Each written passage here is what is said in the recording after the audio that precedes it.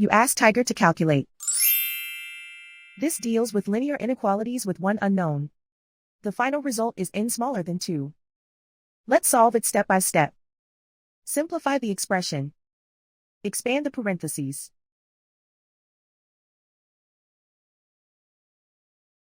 Simplify the arithmetic.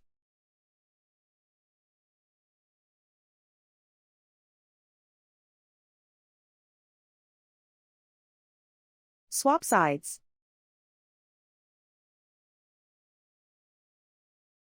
Group all constants on the right side of the inequality. Add 41 to both sides.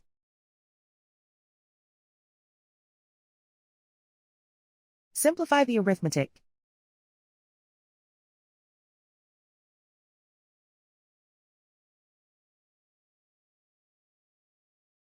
Isolate the n.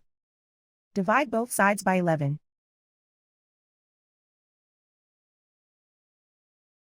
Simplify the fraction.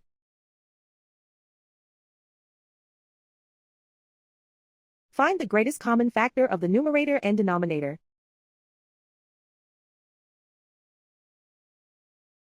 Factor out and cancel the greatest common factor.